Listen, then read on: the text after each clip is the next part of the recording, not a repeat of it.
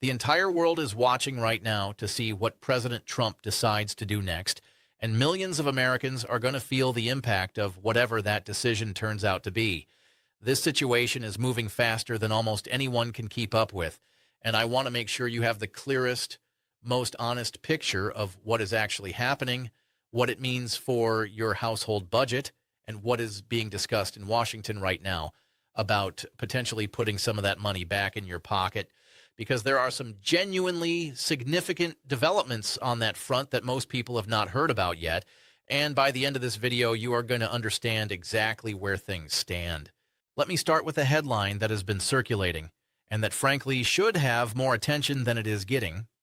After the Supreme Court ruled on Friday that the IEEPA tariffs were unconstitutional, President Trump came out that same day and announced he would be imposing a 10% tariff across the board under a different legal mechanism called Section 122. That already raised a lot of eyebrows, but then on Saturday the number changed. He said 15%. Section 122 allows the president to impose a tariff or duty of up to 15% for a period of 150 days, and it looks like the administration intends to use that ceiling. So we went from the Supreme Court striking down one set of tariffs on Friday morning to the president announcing a replacement tariff framework by Friday evening and then pushing it to 15% by Saturday. If you thought the uncertainty was going to ease after the Supreme Court ruling, this week has made clear that is not the direction we are heading.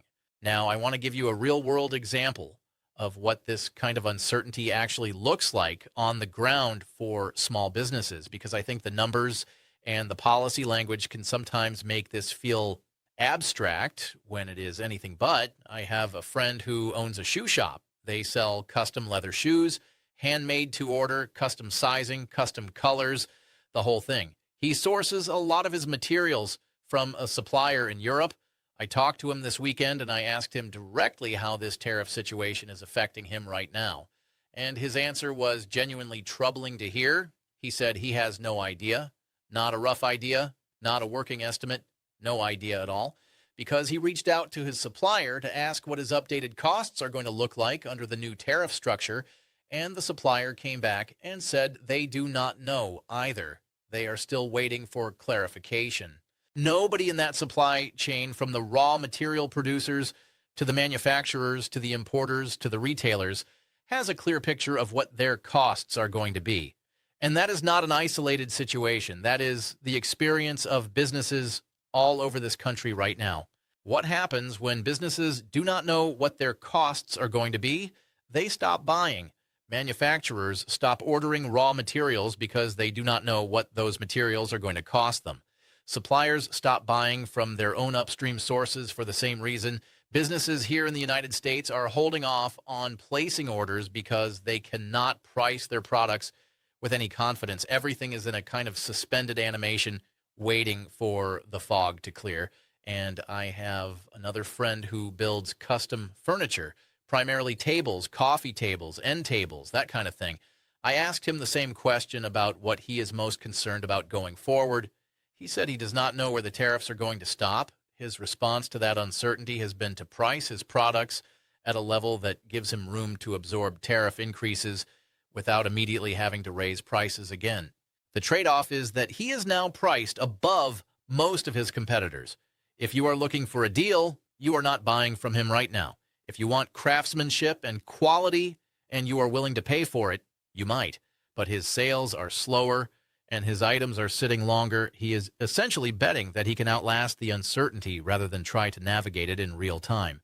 That is the calculus a lot of small business owners are making right now across the country. Let me get into the numbers that are actually driving the conversation, because the financial impact on American households is significant and it needs to be laid out clearly. According to analysis that has been circulating from major economists and financial institutions, the IEEPA tariffs that the Supreme Court struck down amounted to an average tax increase of about $1,000 per U.S. household in 2025. That is the additional cost that the average American family absorbed last year as a direct result of those tariffs flowing through supply chains into the prices of everyday goods. Now, with the IEEPA tariffs ruled illegal, the projected household burden for 2026 from the remaining tariffs was expected to come down to around $700. That would have represented some genuine relief, about $300 per household compared to 2025. But here is where that math gets complicated very quickly.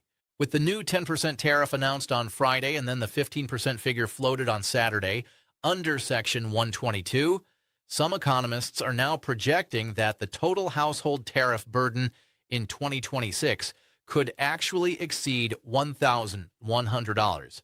Higher than last year, higher than the $1,000 that the IEEP tariffs cost the average family in 2025. So the sequence goes from $1,000 in 2025 down briefly towards $700 with the Supreme Court ruling, and then potentially back up above $1,100 because of the replacement tariffs.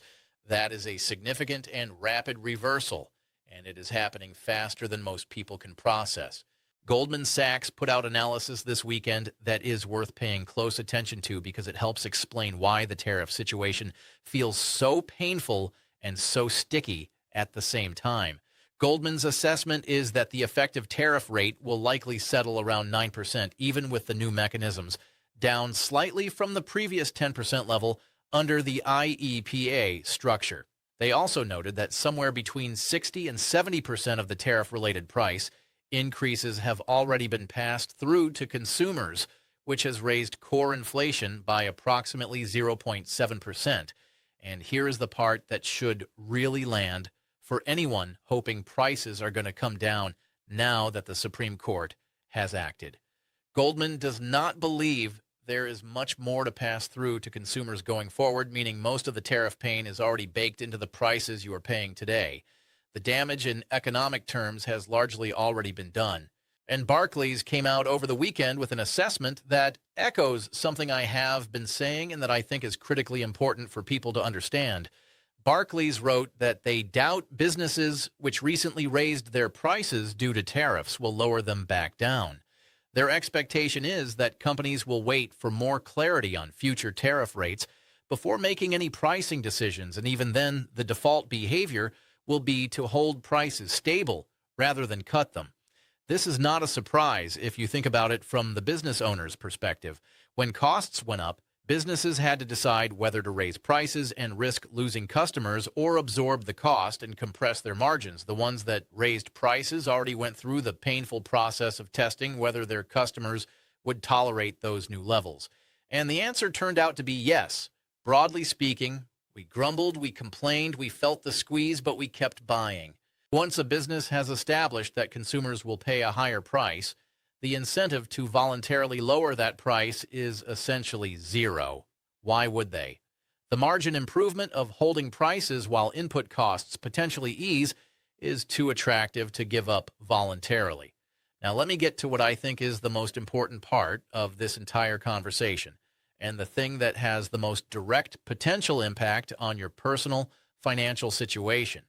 Congressional Democrats have already moved to propose legislation that would force refunds on the tariff revenues that were collected under the IEEPA tariffs before the Supreme Court struck them down. One estimate puts the total amount the U.S. government could potentially owe in refunds at over $175 billion. That is an enormous sum of money, and the question of where it goes is genuinely contested and genuinely important. Here is the core tension that is driving the debate. The importers who actually paid the tariffs to the government are technically the ones with the legal claim for refunds, but most of those importers did not absorb the cost of those tariffs themselves. They passed them through to their customers down the supply chain, who passed them further down until ultimately the cost landed on the consumer, meaning you, the person buying the finished product at the store. So the situation we are now looking at is one where the entity legally entitled to a refund is the importer, but the entity that actually bore the economic burden of the tariff is the American consumer. Treasury Secretary Scott Bessent addressed this directly on Fox News on Friday, and his framing was revealing. He described the prospect of refunding importers as the ultimate corporate welfare and said it would amount to a massive logistical nightmare that could take years to litigate. He raised a very pointed question about whether suppliers lowered their prices in anticipation of tariffs, meaning the importer might have actually paid less for the product than they normally would have, and then they also collected the tariff savings. Nobody knows the answer to that across millions of transactions involving thousands of importers and hundreds of thousands of products.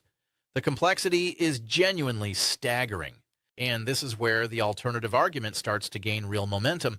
If the money is not going back to the importers, and there are serious arguments, both legal and political, against doing that, then where should it go? The argument that is building, and that you are going to hear a lot more about in the coming days and weeks, is that it should go directly to American consumers, to the people who actually felt the economic pain of those tariffs through higher prices on everything from shoes to furniture to groceries to electronics. Direct payment to American households funded by the tariff revenues that are already sitting with the government would be a way to acknowledge that the burden fell on ordinary families rather than on the corporations in the supply chain above them. Now, what that looks like in practice, what the dollar amount would be, who would be eligible, and through what mechanism it would be distributed, none of that is settled. The $175 billion figure that has been cited as a potential refund liability, divided across the tens of millions of American households that exist, works out to a meaningful per household amount, but not a transformational one. The math gets more interesting if you combine that potential refund pool with the ongoing tariff revenues being generated under the new Section 122 framework, and any of the other mechanisms the administration has already identified. But I want to be clear and responsible here. Nothing is approved. Nothing is confirmed. The legislative process for something like this is genuinely complicated, and the political dynamics are messy in ways that do not always resolve quickly or cleanly in favor of ordinary people. What I am confident saying is that the pressure for some kind of direct payment to American households is building from multiple directions simultaneously. You have Democrats in Congress pushing for tariff refunds to flow to consumers rather than importers. You have governors like Newsom in California and the governor of Illinois calling for $1,700 payments to households based on the estimated cost burden of the tariffs. You have an administration that needs a significant political win in a midterm election year and has been talking about dividend payments since last fall. And you have a pool of collected tariff revenue sitting with the government that is not obviously owed to any single clear recipient. All of those factors are converging on the same question: who gets the money and when? The honest answer right now is that we do not know. This situation is still extremely fresh. The Supreme Court ruling came down Friday. The president announced the Section 122 tariff Friday evening and raised it to 15% Saturday. The legislative response is just beginning to take shape. There are going to be weeks and likely months of political and legal maneuvering before anything concrete emerges. What I can tell you with confidence is that the direction of that maneuvering from multiple sides is toward getting money back to American households in some form. The debate is about the mechanism, the amount, and the timeline, not about whether the need exists or whether the political incentive to respond to that need is real, because both of those things are clearly true. I am going to keep watching this very closely and update you the moment there is anything meaningful and concrete to report. The tariff situation is one of those stories that is genuinely moving in real time and where yesterday's numbers can already look different from today's. What matters most for you right now is understanding that the cost your household has already absorbed from these tariffs is real, that it is being acknowledged publicly by lawmakers and economists, and that the question of whether any of that money comes back to you is very much an active and live discussion in Washington. That is where we are. Drop your questions and reactions in the comments. I genuinely want to know how this is affecting you and what you are most concerned about as this continues to unfold. Thank you for watching, and I will see you in the next one.